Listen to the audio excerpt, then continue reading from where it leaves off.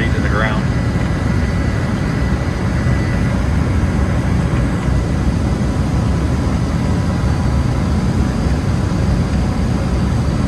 Or him turning off the autopilot. We're only about 500 feet above the ground.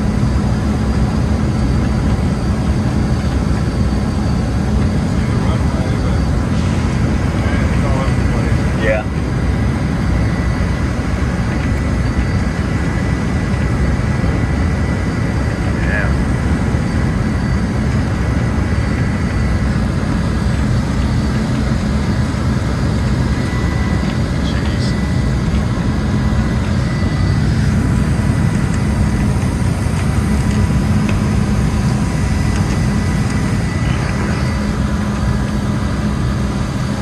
This thing's hunting all over the place.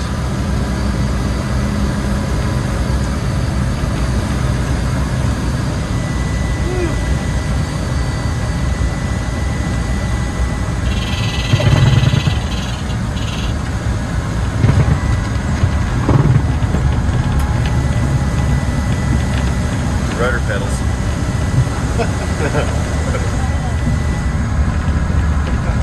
That was the diciest landing I've been on. Is it? Yeah. I mean, We were crabbing bad, and he uses the rudder to try to kick the crab out. We must have a really bad crosswind. Well, he did it though. He did it. We're on the ground.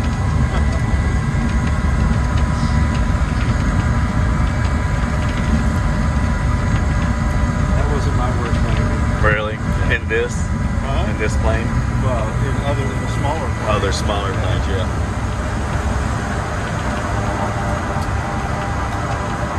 And one time we took off, it's like, are we really going to fly in this? Right. And they turned around, they said, I'm just letting y'all know, it's going to be really bumpy until we get up to altitude. Yeah. And it was... I'm surprised it was that bumpy down the low like that, but Right. usually once you break out of the clouds, it's fairly smooth, but Must be pretty good wind. So. yeah. I'm waiting to see what the windsock looks like.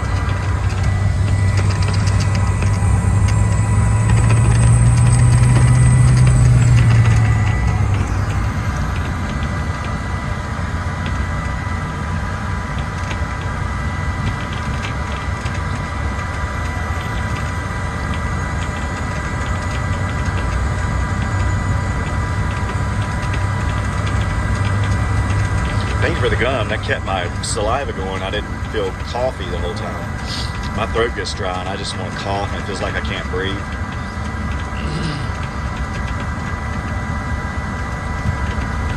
I don't think I'm used to the pollens in this area. My eyes have been burning and the whole time I've been here.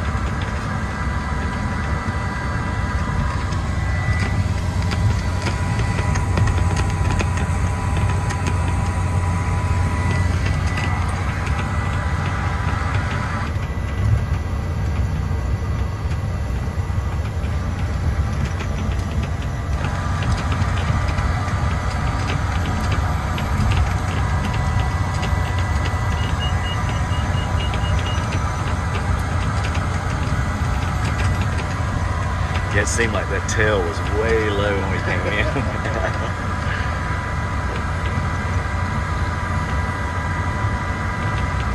I don't know if the guy on the right could have handled that.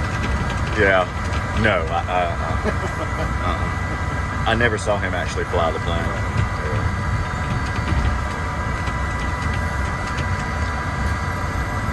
Which, other than pushing in coordinates and stuff for their navigation, really the only time they're flying is when they take off. As soon as they get, 1,000 feet above the ground, they usually engage the autopilot.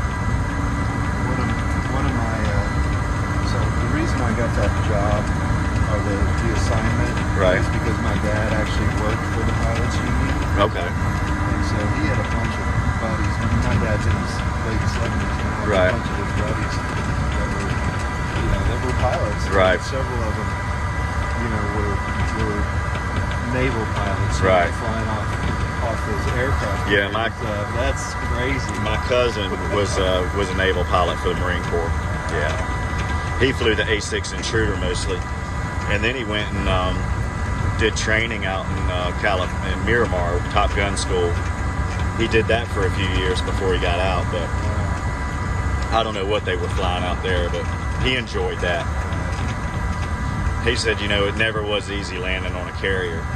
Right. He said, you never get used to that. Right. It's always it's like threading a needle. Well, one of the guys I remember saying, he goes, it's, you know, 1 second you see it, and the next second you don't because of the pitch of the ocean, yeah. Right.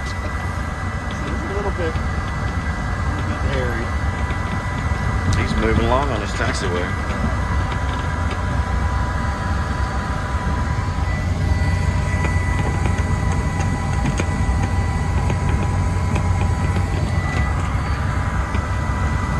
I'm gonna create a little video log on my trip. Have to splice everything together, but it'll be neat.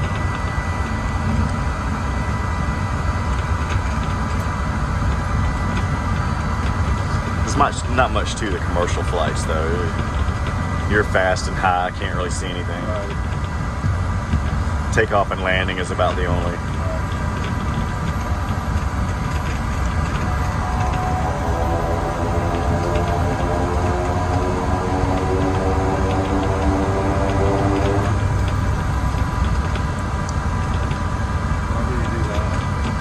He puts the prop in beta mode so it pushes instead of pulls. They use it to slow down.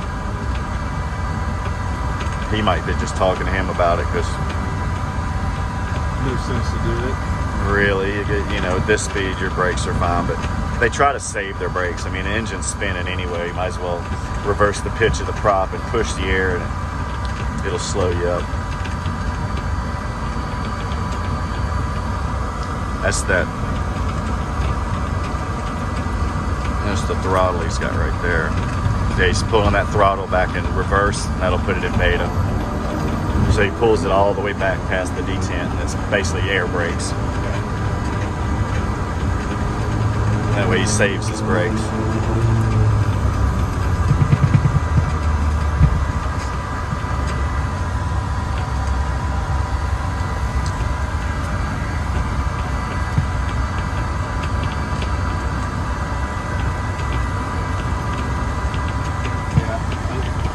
He's got to hold short. He's got one coming in over here. You know, you can see my phone. Hauling alert, Dallas. Oh, nice. You're not getting outside, so well, That's you are for a little bit. It's not a very good sound coming to a stop there, was it? No, it's not. It sounds like a loose screw or tin.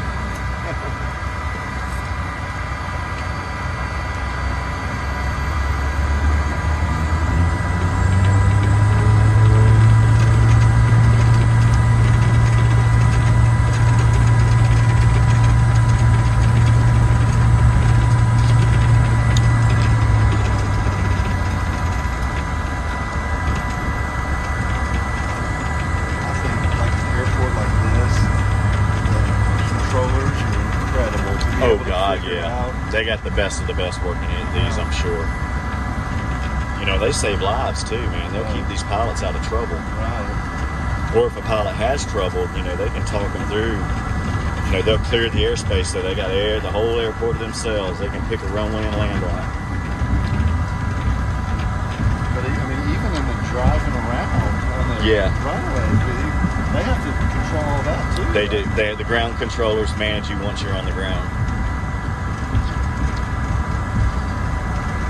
Yeah, the tower doesn't take you until you get to the certain point on the taxiway up to the leading up to the runway. They're in charge of the runway and the air.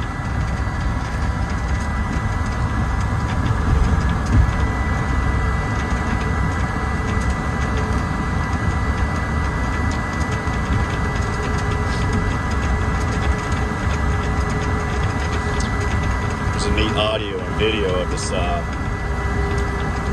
It was a businessman flying in he had a 200 King Air twin turboprop, and his pilot had a heart attack in the climb, and he realized his pilot was slumped over, and he's an autopilot in a climb, and he gets on the radio, and he's like, hey, I need help up here, mayday, mayday, mayday. And he had flown before. He was in training for a Cessna 150 low-time pilot. And ATC was able to talk him through working the controls on the King Air, taking the autopilot off, hand flying the plane. And he landed that plane. It was him and I think his wife and 2 daughters on the plane. And he was able to, and this was in Florida, he was able to land that plane. He said, ma'am, he said, I want you to find me the longest, widest runway you can.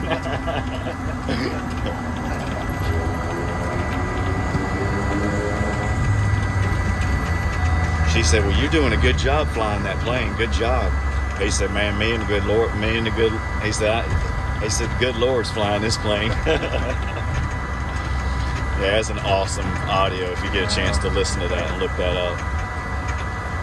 And even in spite of the high potential of him and his whole family dying, you know, he maintained a sense of humor through the whole thing. It was really neat.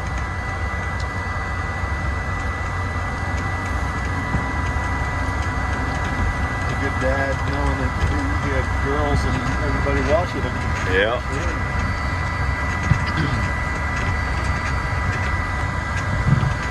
All right, I know where we are now.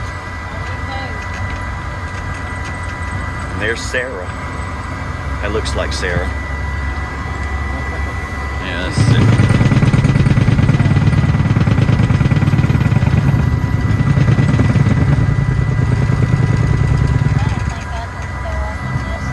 Yeah, I'd probably kick the tires on this.